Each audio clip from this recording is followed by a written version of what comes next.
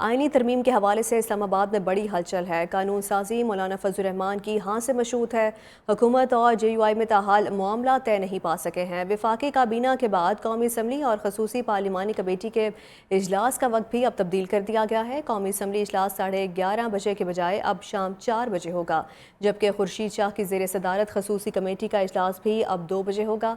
आईनी तरमीम से मुतल्लिक बिल आज पेश होगा या नहीं, इसका सबको इंतज़ार है। आपको अपडेट किया जा रहा है आज की बड़ी खबर के हवाले से। आईनी तरमीम के हवाले से इस्लामाबाद में बड़ी हलचल है और कानून साजी मौलाना फजल रहमान की हाँ से मशरूत है।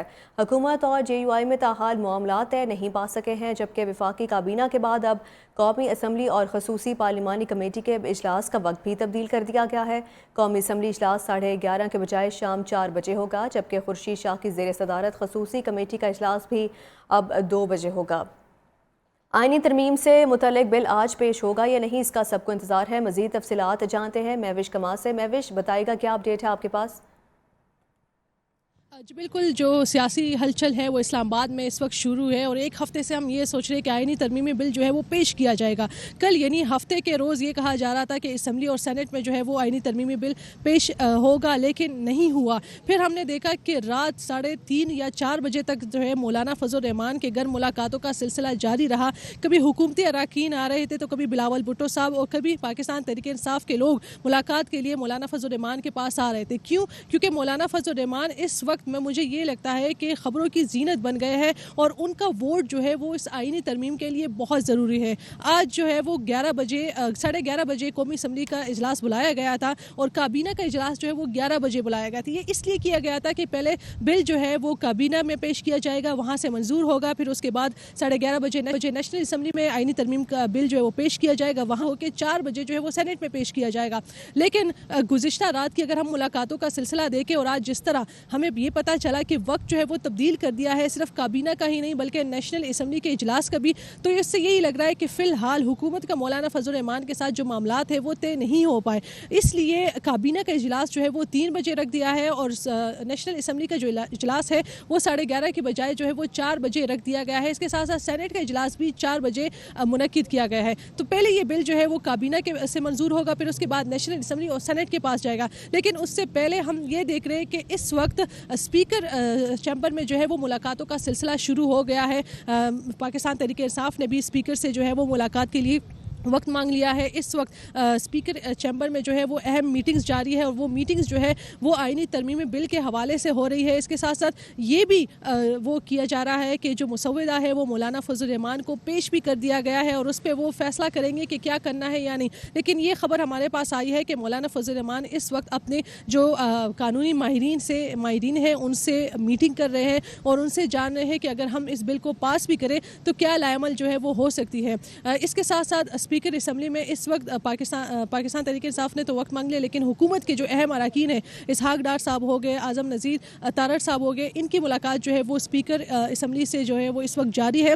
और मौलाना फजल रहमान ने जो चीज़ें पेश की थी कि मुझे ये चीज़ चाहिए या नहीं, उसके मुतालिक जो है वो आज़म नज़ीर तारड़ जो है वो स्पीकर असम्बली को ब्रीफिंग दे रहे कि क्या चीज़ें जो है वो इसमें अगर हम चेंज करें तो मौलाना फजल रहमान जो है वो मान सकते हैं। जबकि 2 बजे जो है वो खुर्शीद साहब के ज़ेर सदारत जो है वो इजलास भी बुलाया गया है यही इसी असम्बली में।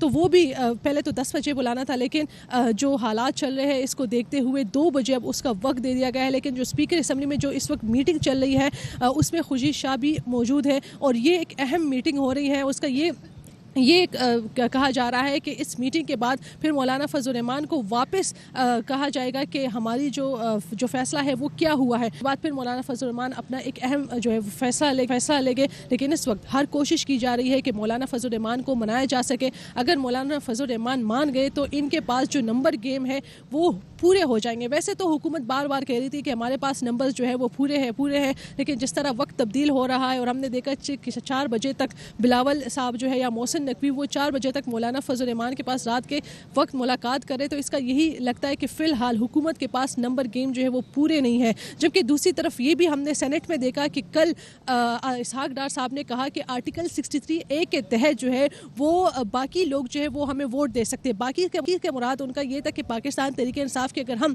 कुछ लोग तोड़ भी दे तो अगर 63 के तहत हमें वोट देंगे तो वो वोट माना जाएगा। लेकिन आर्टिकल 63 ये कहता है कि अगर पार्लिमानी लीडर के इजाज़त के बगैर कोई भी यानी पाकिस्तान तहरीक इंसाफ के लोग हुकूमत को इजाज़त के बगैर वोट दे दे तो वो वोट जो है वो काउंट नहीं होगा और वो वोट जाएगा सुप्रीम कोर्ट में और फिर सुप्रीम कोर्ट फैसला करेगी कि ये वोट काउंट होना या नहीं। लेकिन ये एक कानून है कि अगर आपके पार्लिमानी लीडर आपको इजाज़त ना दे और आपको मना कर दे तो वोट जो है अगर आप दे भी दे हुकूमत को तो वो वोट जो है वो काउंट नहीं होगा और ये केस जो है वो सुप्रीम कोर्ट के पास जाएगा और फिर सुप्रीम कोर्ट का केस जो है वो चलता रहेगा। तो इसका मतलब ये होगा कि बिल जो है वो पास नहीं होगा। तो हुकूमत तो हर मुमकिन कोशिश कर रही है कि वो अपने लोग पूरे करे। पाकिस्तान तहरीक इंसाफ के कुछ लोगों के नाम भी आ रहे हैं, कोई 4-5 लोग हैं कि उनको भी तोड़ने की भरपूर कोशिश जो है वो हो गई है और शायद वो भी वोट देंगे। लेकिन आर्टिकल 63 भी इनके सामने पड़ा है और फिर मौलाना फजल रहमान जिस तरह नहीं माने तो ये भी एक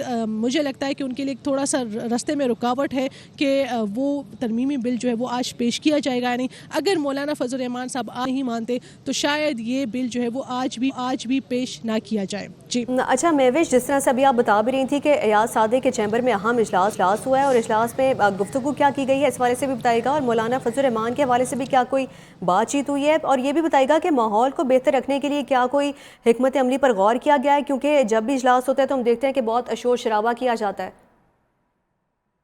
देखिए मौलाना फजल रहमान के पास जिस तरह हमने देखा कि कल रात मुलाकातें हो रही थी तो मौलाना फजल रहमान ने अपने कुछ पॉइंट्स दिए कि इस पॉइंट्स जो है अगर ये माने गए तो शायद मैं ये वोट दे सकूं और वो पॉइंट्स ये थे कि चीफ जस्टिस की जो उम्र है उसमें इजाफा ना हो। अब ये चीज़ें जो है ये इस वक्त स्पीकर चैम्बर में जो है वो डिस्कस हो रही है जिसमें खुर्शीद शाह मौजूद है, मोहसिन नकवी साहब मौजूद है, इसहाक डार साहब मौजूद है और आजम नज़ीर तारा साहब। बहुत शुक्रिया महविश कमास, आप इस हवाले से अपडेट कर रही थे।